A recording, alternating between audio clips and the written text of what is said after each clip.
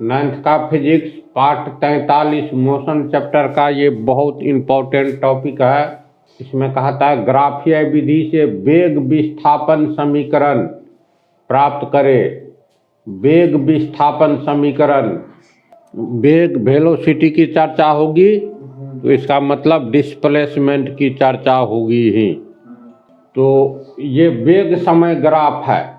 इसमें तुम लोगों को वेग विस्थापन समीकरण कहते हैं किसको, तो देख लो v² बराबर u² प्लस 2as, जहाँ पर v अंतिम वेग, पिछले वाला पार्ट में कई पार्टों में यह बतलाया गया है, u initial velocity, v final velocity, a acceleration, s displacement, सबके लिए संकेत है। ये तो पहले से जान रहे हो। तो ग्राफीय विधि से साबित करना है। ये देखो, याद रखना, वेग विस्थापन तो v वेलोसिटी हो गया ना। इस फार्मूला को कहते हैं वेग विस्थापन समीकरण। इसको एक इक्वेशन है, तो इसको साबित करना है ग्राफीय विधि से।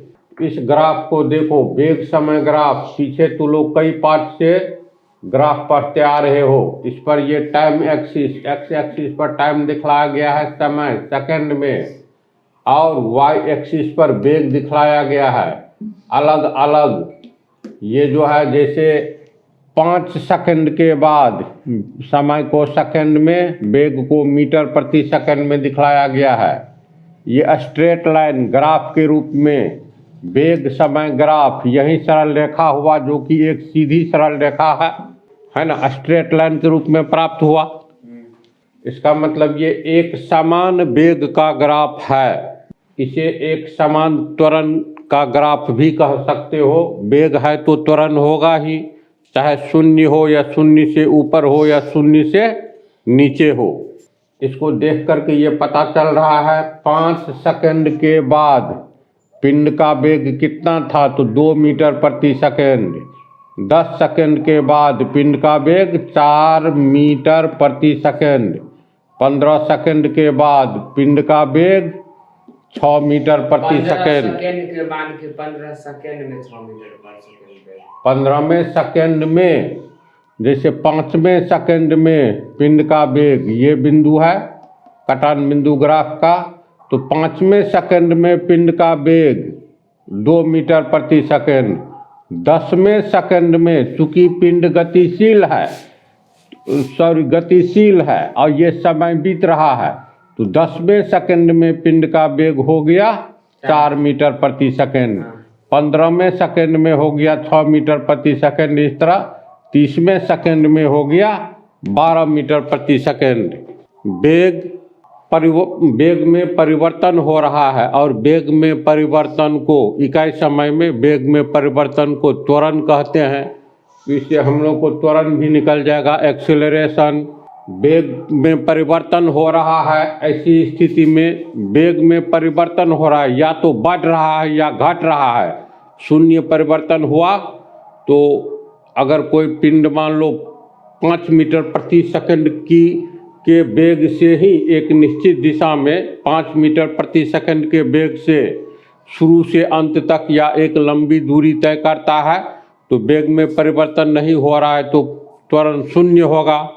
तो यहाँ पर तय की गई निश्चित दूरी, मतलब निश्चित दिशा में वेग है, तो इसका मतलब वेग की चर्चा करेंगे तो निश्चित दिशा में तय की गई दूरी यानी विस्थापन, यानी समय बीतता चला जाएगा तो पिंड का विस्थापन कितना होगा। तो इस पर तो हम लोग मीटर प्रति सेकंड को दिखला रहे हैं, यानी वेग को दिखला रहे हैं, इस पर टाइम को। विस्थापन तो कहीं नहीं नजर आ रहा है। तो विस्थापन के लिए पहले ही बतला दिए थे, विस्थापन निकालोगे तो इसके लिए 2 बातें बतलाए थे, एक साधारण विधि से और ये ग्राफीय विधि से।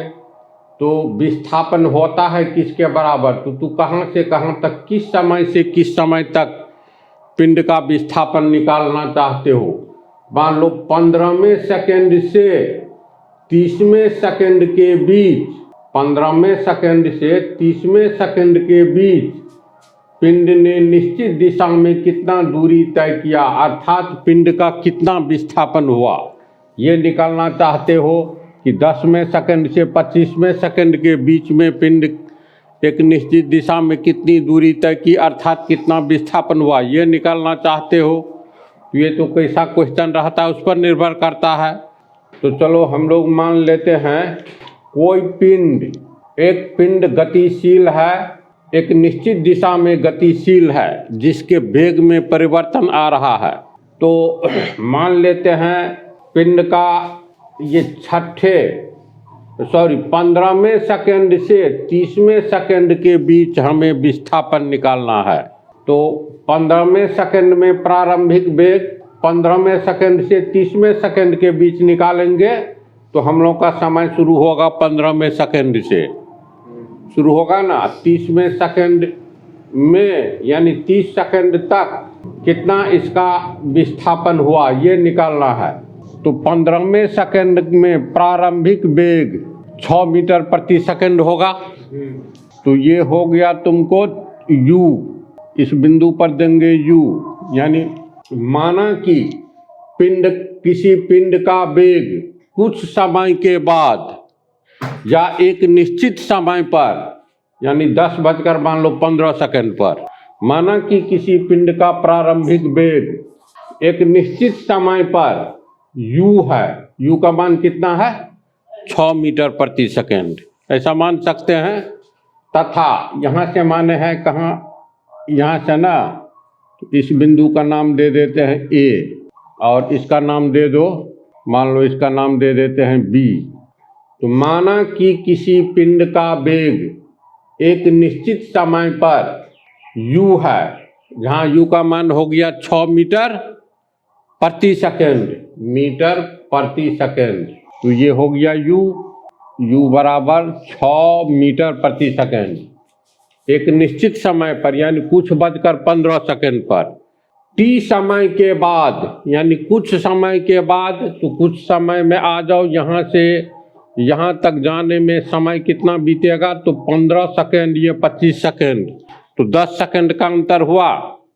तो माना कि कुछ समय बाद अर्थात t समय के बाद पिंड का वेग, t समय यानी 10 सेकंड के बाद पिंड का वेग कितना हो गया 10 मीटर प्रति सेकंड। तो ये हो गया v बराबर 10 मीटर प्रति सेकंड। इस बिंदु को C मान लेते हैं। और 15वें सेकंड से 15वें सेकंड से 25वें सेकंड तक का विस्थापन निकालना है। 25वें सेकंड, तो यह स्थान को D मान लो, समझ रहा है। तो अब इसको भाषा में कैसे लिखेंगे, नहीं समझने पर पूछना। माना कि किसी पिंड का वेग किसी समय u है, बिंदु B पर u है, इसका मतलब OB, ये हाइट जो है, ये हाइट OB, ये 6 मीटर प्रति सेकंड को दिखला रहा है। इस पॉइंट पर 6 मीटर प्रति सेकंड वेग है ना।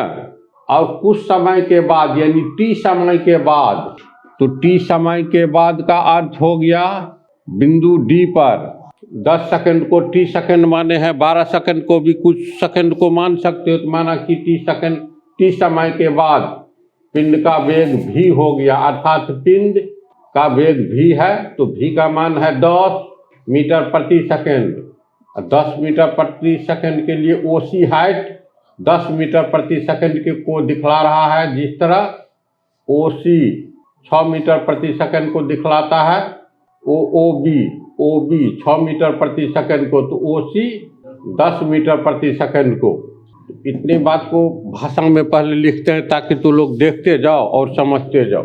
इसको समझ गया। माना कि किसी पिंड का वेग किसी समय u है, यानी किसी समय का 10:15 मान लो, किसी समय u है, तथा t समय के बाद v हो जाता है।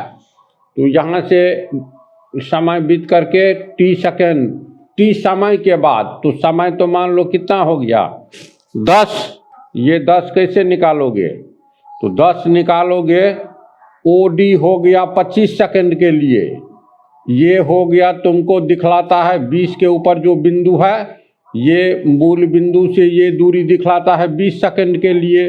OA हो गया 15 सेकंड बीता, तो 15 से 25 सेकंड के बीच वाला समय को t समय के बाद, इसमें हम लोग को विस्थापन निकालना है। तो A से D तक ये बिंदु देखो, ऊपर में जाओगे तो ये बिंदु हो गया, D यहाँ, यानी इसको अगर हम लोग M, इस बिंदु को M, इसको N मान लेते हैं। तो A से D तक के लिए, यानी यहाँ 15 सेकेंड, यहाँ 25 सेकेंड, तो ये तो टाइम एक्सिस का एक पार्ट हो गया, खंड हो गया AD। अब हमें मान लो विस्थापन निकालना है, 15वें सेकेंड से 25वें सेकेंड के बीच कितना विस्थापन हुआ। तो इसके लिए हम लोग को वेग समय ग्राफ mn के रूप में प्राप्त होता है।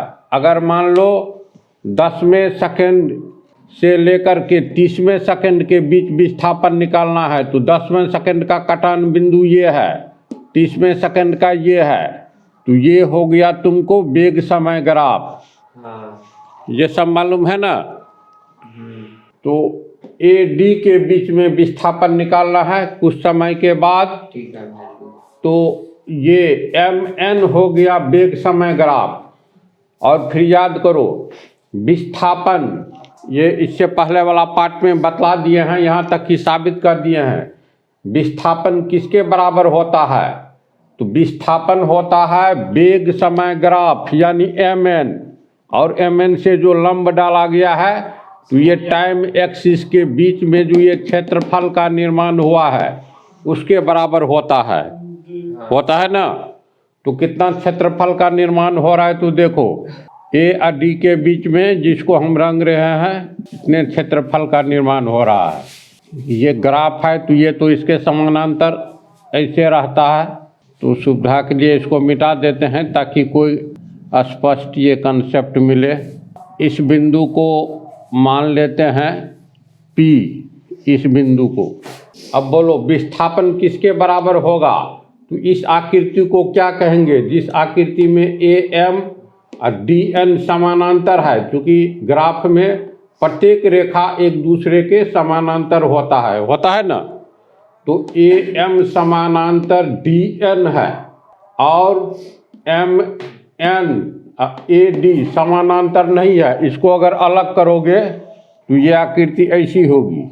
हाँ, समझ गए। ये हो गया MN P, तो इतना बड़ा नहीं खींचते हैं। ये हो गया AD। यही क्षेत्रफल का निर्माण होता है। किसके द्वारा निर्माण होता है? तो MN हो गया वेग समय ग्राफ, और ये हो गया टाइम एक्सिस। हुआ ना। टाइम एक्सिस का किसी सरल रेखा को दो भाग में बांट दो तो दो सरल रेखा प्राप्त होगा, जो पहली सरल रेखा दूसरी सरल रेखा का ही अंग होगा। अगर ये AB सरल रेखा है, यहाँ बिंदु C दे दे, तो AB सरल रेखा का अंग हो गया, पार्ट हो गया AC सरल रेखा। तो सरल रेखा के बच्चे को सरल रेखा ही कहेंगे। तो इस टाइम एक्सिस AD हुआ 15वें सेकंड से 25वें सेकंड के लिए। इस क्षेत्रफल को अलग किए, यही क्षेत्रफल दर्शाता है जो कितना विस्थापन हुआ। तो ये कौन सी आकृति है? तो देखो MA समानांतर ND है, ये तो लंब है, ये भी लंब है x एक्सिस पर। तो AM समानांतर DN है, लेकिन MN समानांतर AD नहीं है। इसका मतलब ये समलंब चतुर्भुज है। पीछे वाला पार्ट में बतलाया है ना। तो समलंब चतुर्भुज के क्षेत्रफल के बराबर विस्थापन होगा। तो अब चलो इसी में पहले समझ लो, इसके बाद फिर के रूप में लिख देंगे। विस्थापन निकालना है, यहाँ विस्थापन जिसको S से सूचित करेंगे, विस्थापन बराबर समलंब चतुर्भुज AMND का क्षेत्रफल। समलंब चतुर्भुज AMND का क्षेत्रफल कितना होगा? समलंब चतुर्भुज का क्षेत्रफल 1/2 गुने ऊंचाई गुने समानांतर भुजाओं का योग। ये तो साबित कर दिए हैं पिछले पार्ट में। तो ये हो गया 1/2 गुने ऊंचाई। बोलो ऊंचाई कौन सा होगा? दो समानांतर रेखा के बीच की लंबवत दूरी को हम लोग ऊंचाई कहते हैं। तो ये 90 डिग्री है, क्योंकि ग्राफ में सब एक दूसरे के समानांतर होता है। ये भी 90 डिग्री है। तो MA और ND के बीच में ये AD कहो या MP कहो, लंबवत दूरी है। तो 1/2 गुने ऊंचाई गुने समानांतर भुजाओं का योग, ये हो गया 1/2। ऊंचाई MP या AD कहो, बात है बराबर। चलो MP लिखते हैं। MP गुने समानांतर भुजाओं का योग। तो समानांतर भुजा इसमें कौन कौन है? MA और ND यानी ND। MA जोड़ ND होगा, MA जोड़ ND। 1/2 इसको पहले लिख लेते हैं, कोई अंतर नहीं पड़ेगा। MA जोड़ ND गुने MP बराबर 1/2। MA, अब फिगर पर ध्यान दो। ये MA यानी MA बराबर BO है। देखो तो शंका नहीं न है, तब तो 90 डिग्री के का ही मतलब ये एक्स एक्सिस पर कोण बनाता है। तो MA बराबर BO, डायरेक्ट यू लिख देंगे। तो MA को हम लोग लिख सकते हैं BO गुने, और जोर है, जोर गुना नहीं है, ND बराबर जोर CO। ND। ये ND किसके बराबर है? CO के बराबर है। तो CO गुने MP को अभी रहने देंगे। चलो इसको समझा। अब विस्थापन S बराबर 1/2 गुने BO प्लस CO। हाँ BO, तो ध्यान दो BO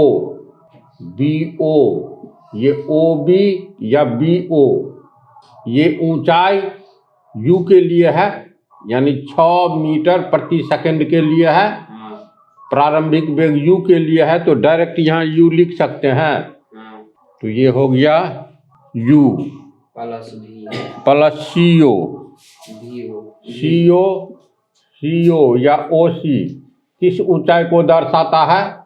यानी बिंदु C पर 10 मीटर प्रति सेकंड वेग है, तो OC 10 मीटर प्रति सेकंड, या इसको V अंतिम वेग है, V बराबर 10 मीटर प्रति सेकंड।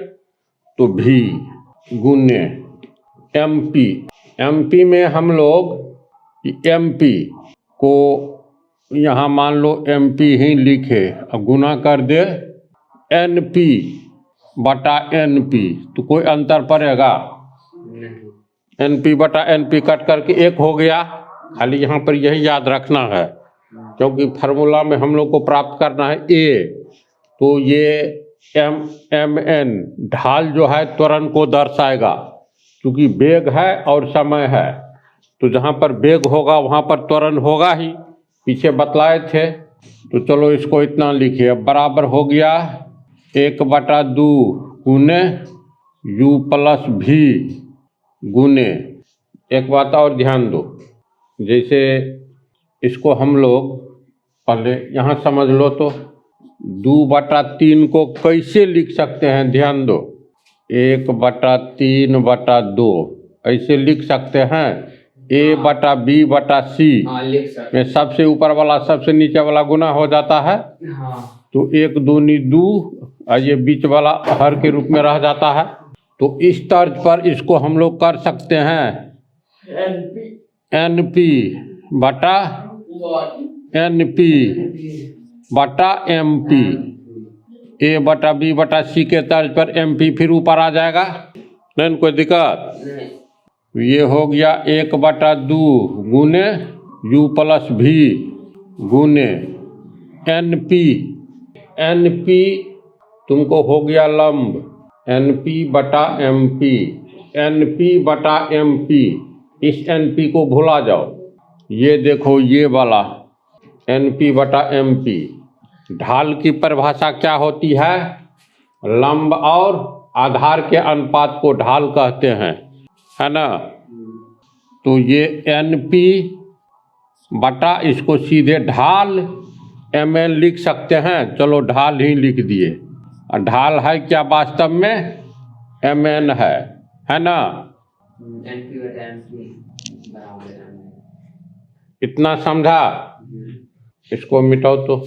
इसमें शंका है जो समलंब चतुर्भुज AMND का क्षेत्रफल में ऊंचाई MP कैसे हुआ? MP तो देखो यही चित्र है, इसमें AM समानांतर DN है ना? दोनों समानांतर रेखा, दो समानांतर रेखा के बीच की लंबवत दूरी एक समान होती है सभी जगह। तो इसको ऐसे घुमाओ तो बोलो, ये AD लंब है, MP लंब है, दो समानांतर रेखा के बीच में कितना ऊंचाई है? DA कहो या AD कहो या MP कहो, दोनों तो बराबर है। ये MP, चित्र को घुमा देने से पता चला? हाँ हुआ ना? कोई शंका नहीं ना है? ठीक, इसी बात को हम यहाँ लिख दिए हैं। तो MN जो ढाल है, ये MN ढाल वास्तव में क्या है? ये एक्सेलरेशन है, बोलो याद करो। है। तो ये ढाल हो गया एक्सेलरेशन, तो MN को हम A लिख सकते हैं। लिख सकते। तो बराबर 1/2 गुने U प्लस V गुने NP गुने 1/MN। तो MN के जगह A, जहाँ पर शंका हो वहीं पर पूछ लेना। अब ये हो गया तुमको, देखो सब जगह तो गुने है ना, तो कोष्ठ के पहले लाओगे 1/A को, तो 1 को गुना करोगे 1 और 2 को 1 को गुना करोगे 2A। इधर बच गया U प्लस V गुने NP। अब NP को हम लोग कितना लिख सकते हैं? ये NP पूरे ND में से PD घटाओ तो NP बच जाएगा। इस लंबाई में से, ND लंबाई में से PD लंबाई घटा दो तो NP बच जाएगा। तो NP बराबर ND माइनस PD। NP का मान कितना लिखेंगे? ND minus PD। 2 पद आ गया तो कोष्ठ, तो ये हो गया फिर 1/2A U plus V। ND किसके बराबर है? ध्यान दो, ND बराबर CO है ना? समान लंबाई है तो CO लिख सकते हैं ND के बदला। ये हो गया CO माइनस PD किसके बराबर है? PD बराबर देख लो BO के बराबर, तो BO फिर हो गया 1/2A गुने U प्लस V कोष्ठ CO क्या चीज है देखो तो? CO ये V है 10 मीटर प्रति सेकंड, यहाँ से लेकर को व्यक्त करता है। OC समझा? OC हो गया V 10 मीटर प्रति सेकंड, तो V हुआ CO हो गया CO या OC V माइनस BO क्या दर्शाता है? 6 मीटर प्रति सेकंड की ऊंचाई, जिसको हम लोग 6 मीटर प्रति सेकंड को U माने हैं, यानी U की ऊंचाई, वो भी बराबर U लिख सकते हैं। बोलो तो। अब इसको, ये हो गया 1/2A गुने V प्लस U लिख सकते हैं। A प्लस B को B प्लस A लिखो, कोई अंतर नहीं पड़ता है। तो V plus U into V minus U,